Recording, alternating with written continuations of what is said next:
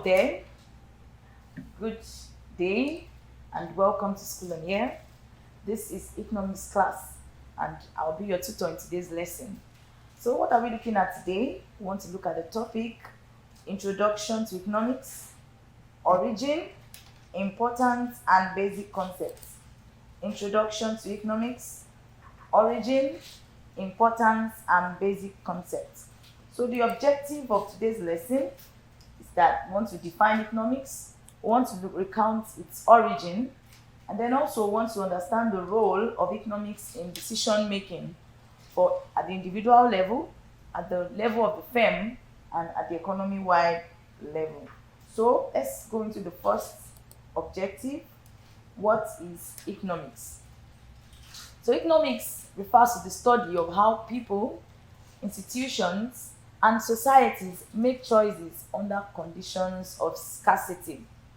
Scarcity is what mainly brings up the study of economics. So economics is a social science course that studies how people make decisions under conditions of scarcity. And what do we mean by scarcity? Scarcity refers to the fact that resources are limited relative to unlimited wants. As human beings, our desires, our wants are unlimited. What you want as a person, even just regardless of the age, is unlimited, either you know it or not. When you have, okay, now maybe you want to buy a new shoe, you want to get a new dress. When you get that, you still see something else you would actually like to have. So our wants are unlimited as human beings. But there's a problem. Our resources are limited. We don't have all the resources. Even think about the richest man in the world. Is it Elon Musk or Jeff Bezos? He doesn't have all the resources. So he also is faced by scarcity in one way or the other. So scarcity refers to the fact that our wants are unlimited, but the resources we have available to satisfy those wants are limited in supply. And that is what brings up the study of economics, or the subject called economics. Economics studies how we as individuals, how firms or organizations, and how governments make decisions, manage scarce resources to satisfy their unlimited wants. So I already said that economics refers to the study of how people make decisions under the conditions of scarcity. How individuals, firms, and governments make decisions under conditions of scarcity. How individuals, firms, and governments satisfy their unlimited wants using their limited resources. So let's go over the definition again. Economics is the study of how people, institutions, and societies, and that society also refers to as government, make choices under conditions of scarcity. So I believe you understand what we mean by economics already, and know you also understand that scarcity is a major problem bringing up the study of economics. So now let's also note this, that economics as a field is broadly categorized into two main aspects.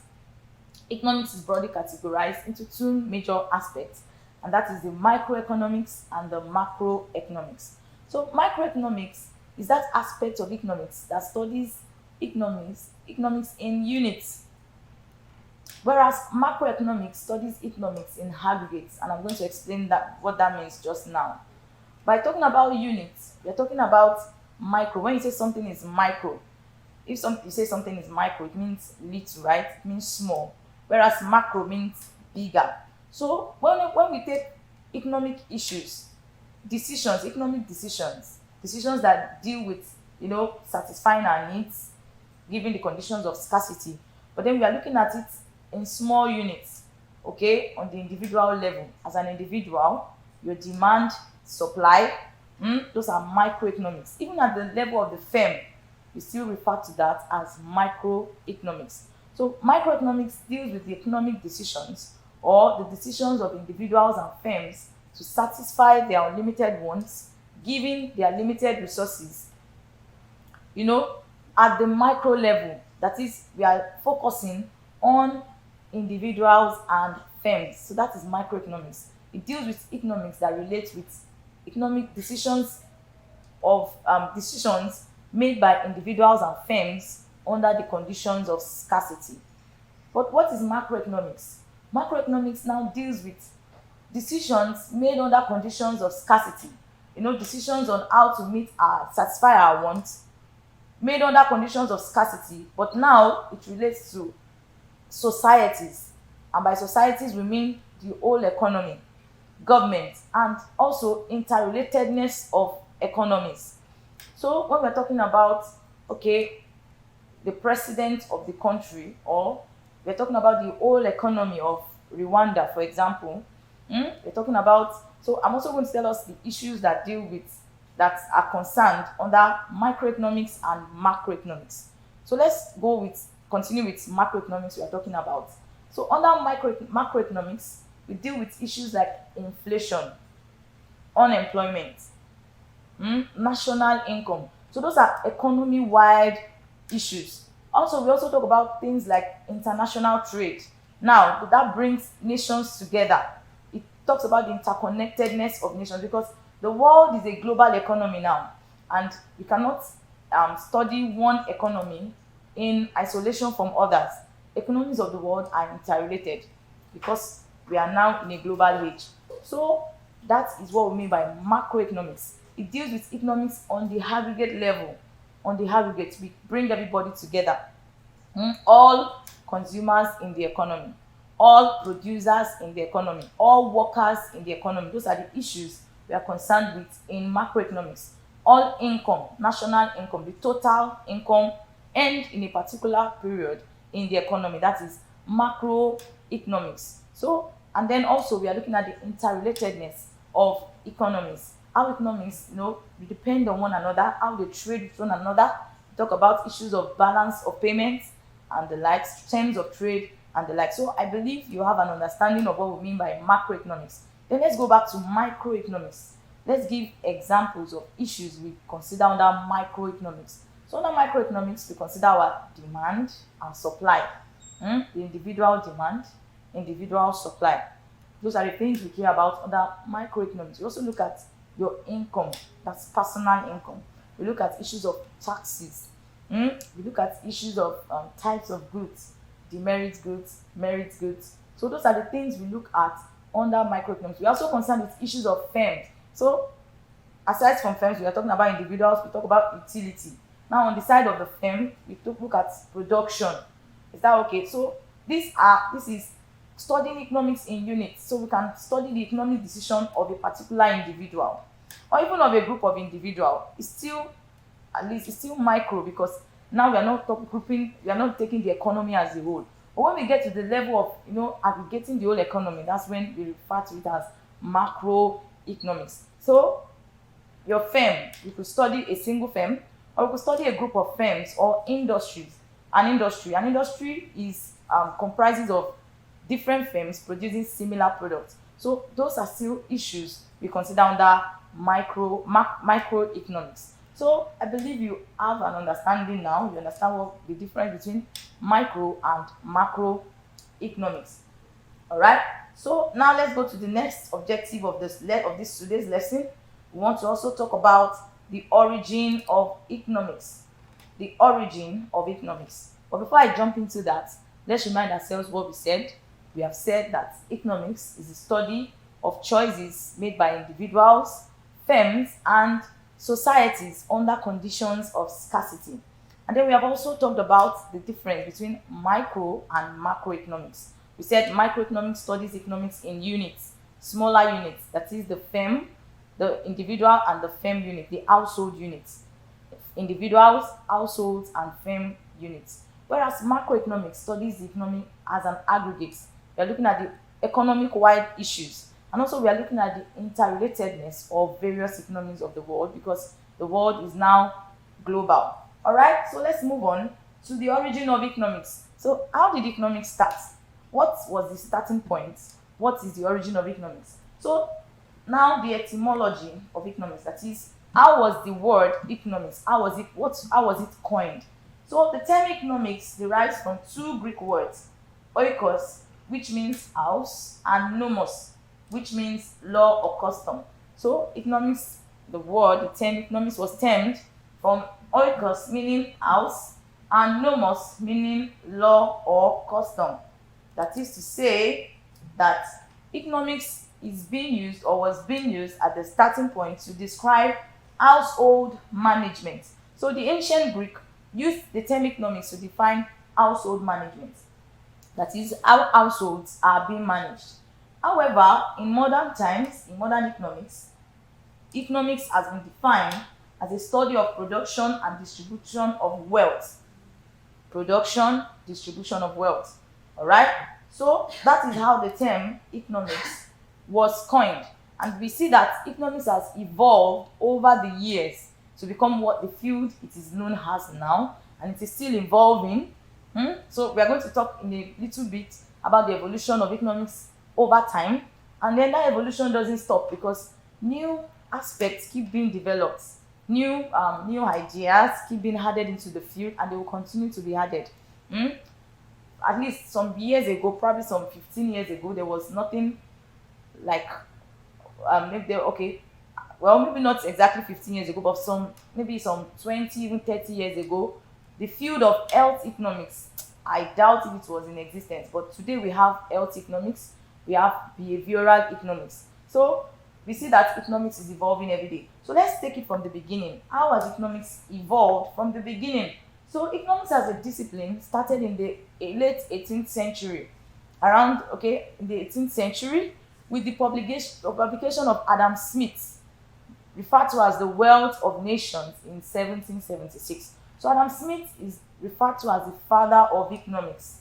Adam Smith is called the father of economics, and he wrote a book titled The Wealth of Nations, and that was in the year 1776, and that is marked at the starting point of economics as a field.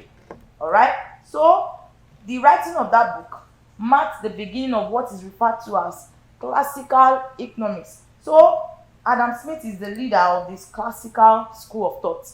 Economics is divided into various schools of thought because it was different people, different thinkers, we call them thinkers.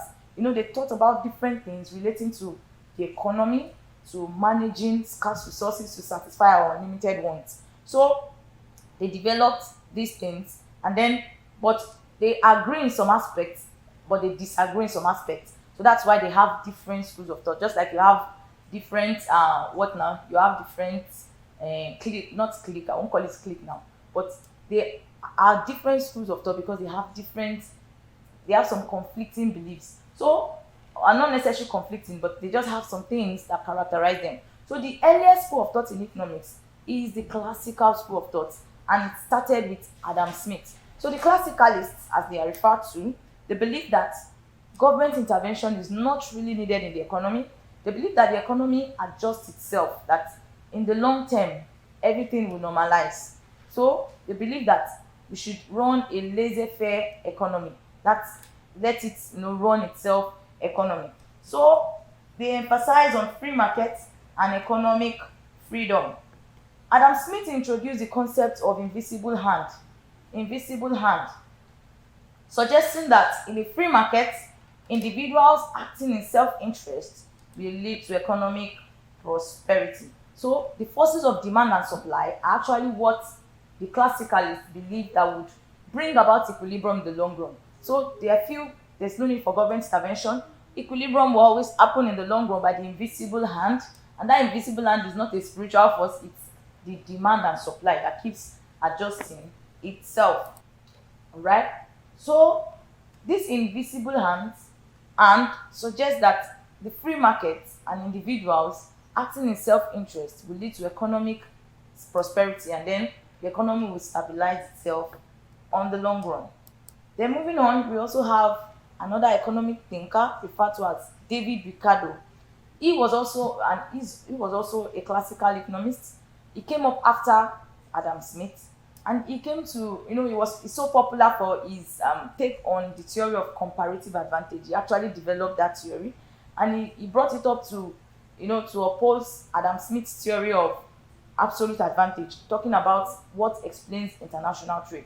So David Ricardo was another classical economist, And it suggests that countries should specialize in producing goods where they have lower relative costs and engage in trade. So don't forget that we are going over the evolution of economics over time.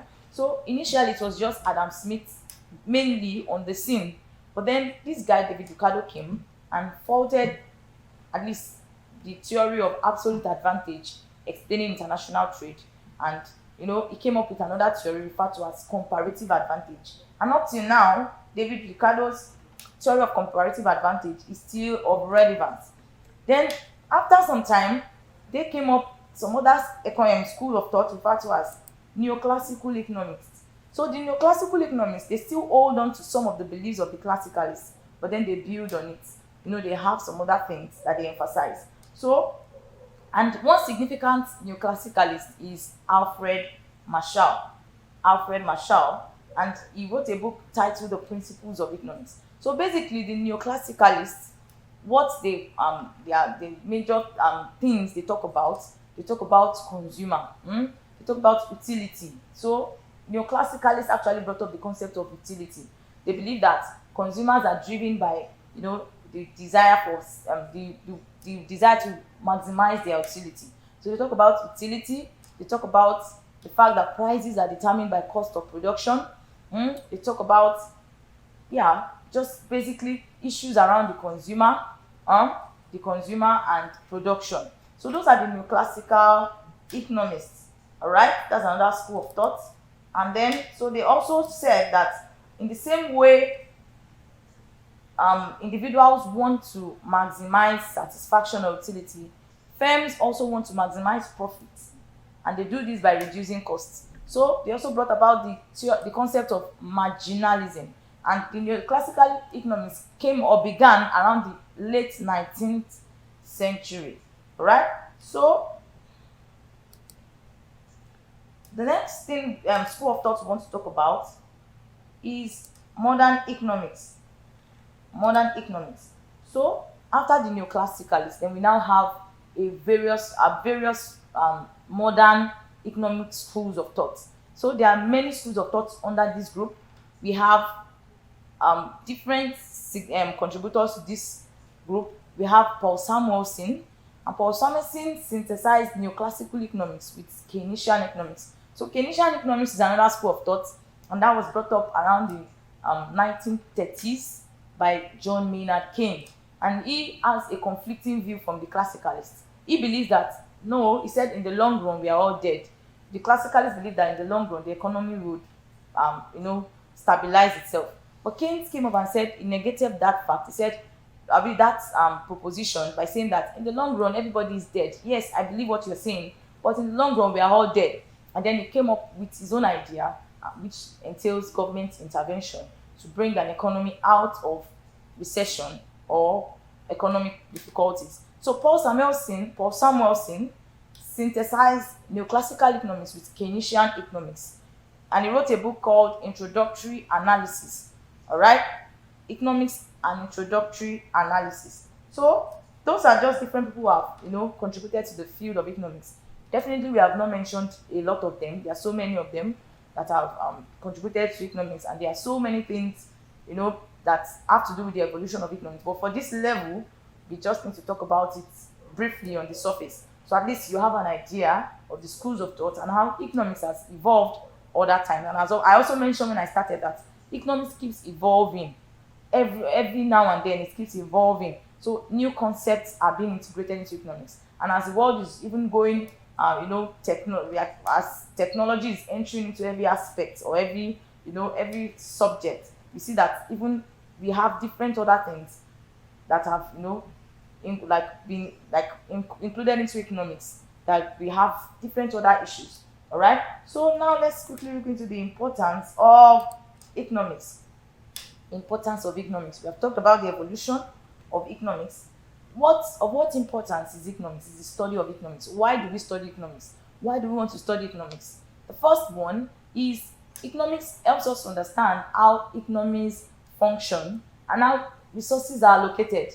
Through the study of economics, we understand how economies function and how resources can be allocated as an individual, firms, and governments. Especially fine, on the level of you as an individual or as a family, well, we just use our initiative to do things. But for firms, especially big organizations, that's why they have to hire, different professionals to manage their scarce resources for them. Because if they don't manage their resources, then they could run out of business. Governments also need to understand how to manage the economy well, how to manage scarce resources to satisfy the conflicting interests in the economy, because there are different interest groups in the economy. Who should we satisfy first? What should we do first? We can't satisfy everybody's needs at the same time. There are civil servants, there are those that want us to make roads, there are those that want us to build hospitals, build schools. There are different conflicting interests. So the government has to make decisions on how to manage its scarce resources to bring about the highest level of satisfaction. Number two, economics influence economic understanding in decision making at all levels, individuals, business, and government. So it makes us understand the economy, and how to manage our scarce resources is related to what I explained initially. Number three, economics guides government in creating effective policies to improve societal welfare. So the economics as a field helps the government to develop, right policies that would improve societal welfare. So those are just some of the uses of economics. So in summary of the importance rather of economics. In summary, we have discussed economics as a field of study and its importance. So I'll leave you with these questions, these practice questions. Go and do them as an assignment. Take them without looking at your work. Try to answer them, and then if you have someone that can just mark it for you, or you go over the slides again to learn it, or to see whether you made any error. So that's all for today's class. See you in the next lesson. Bye.